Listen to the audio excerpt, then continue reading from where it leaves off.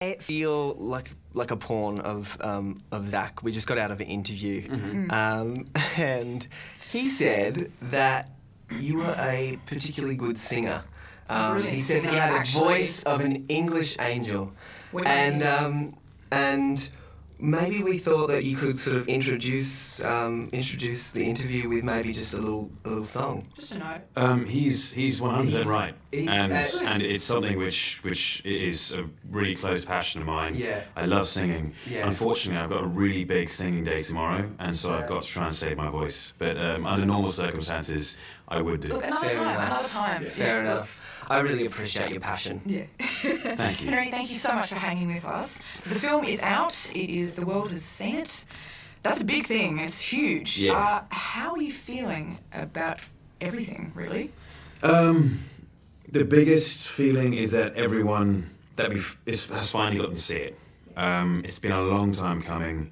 I auditioned for this first in December 2010 for this movie. Wow. And we're now, what are we, June? 13. June 2013. So it's been quite a journey. And finally, almost the whole world has seen it. And people are liking it. And that's the really important thing, because we've put a lot of time and effort into this movie and telling this story. And we're happy that people enjoyed it or are enjoying it as much as we enjoyed making it. Oh, good. Well, it's been a big month for you as well, touring pretty much the world. Exhausted?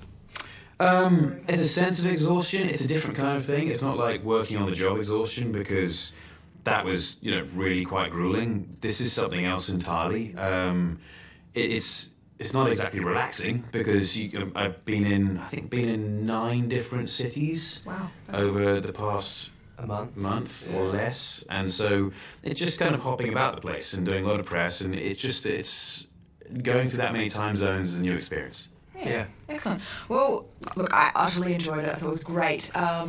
This guy over here, though, kind of lost it. I have a confession. I cried from 15 minutes in. I'm not even joking. I'm just not I honestly started crying.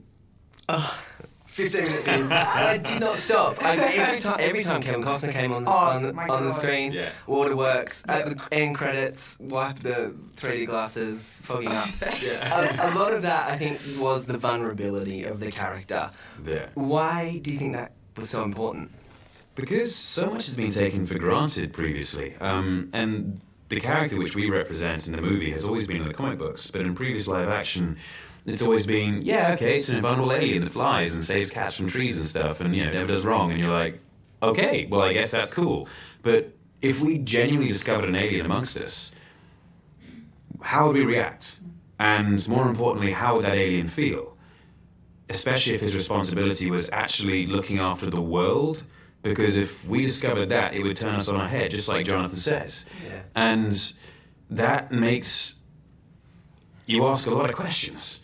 And so living as that character sort of is really important. Yeah. And it's just the way that we chose to tell it was what created that, I think. Cool. So were you a fan of Superman before you got the part? And look, be honest here, did you read any of the comics or watch any of the cartoons? Be honest. You can be honest. Yeah, I've always been honest from the beginning. Yes. I watched some of the movies and TV shows when I was a kid, but was not a comic book reader. Yes. Was not a comic book reader at all until I got this role, and then delved and jumped right in.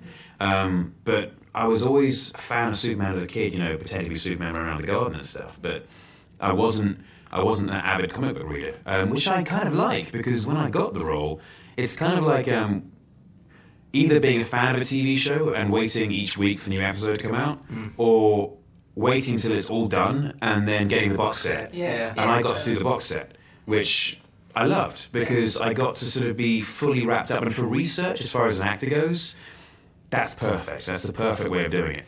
And I'm really glad I got that opportunity. Beautiful. Awesome. Well, obviously there are so many incarnations of this character. Where did you get your inspiration from?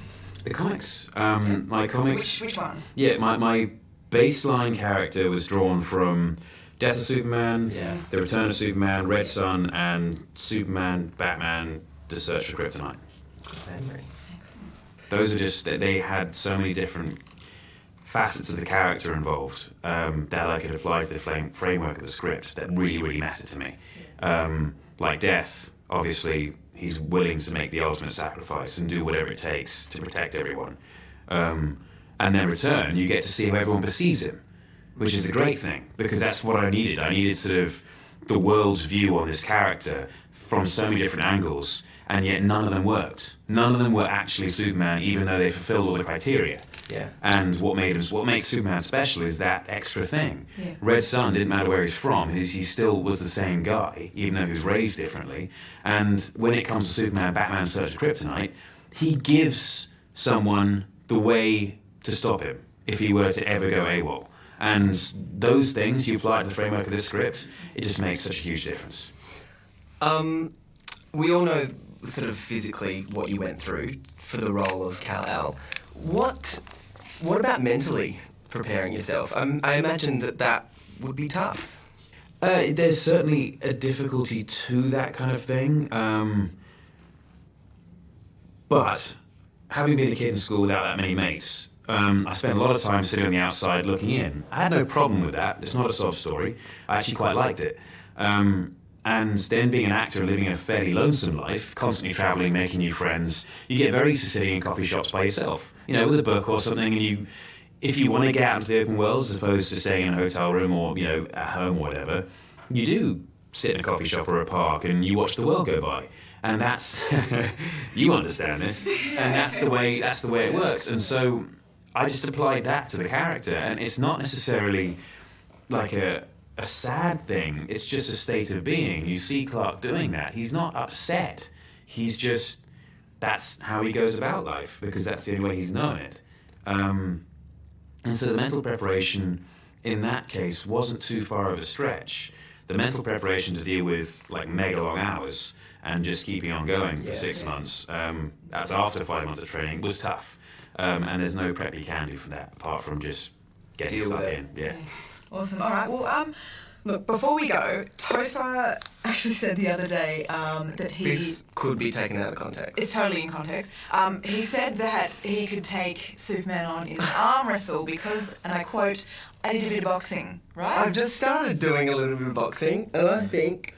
Look, I think you can do it. Got some guns there. Well, Thank you. Yeah. Just one. Would you do it, Henry? Can can we- you... You know what? We'll save it for later. Yeah. We'll go for a pint or something, and then get an Don't arm tell wrestle. me that if we're not going to do it. Yeah. Okay. I You said you I want can't promise you said can you do it want when to I'm back. When I'm back. And the singing as well. I mean, there's all these promises. Yeah, there's I don't singing. really- Well, you see, sort of promises. I do always live up to my promises. I just don't say when. Beautiful. Right. Thank you for being such a good sport. Yeah, Congratulations. Thanks so much.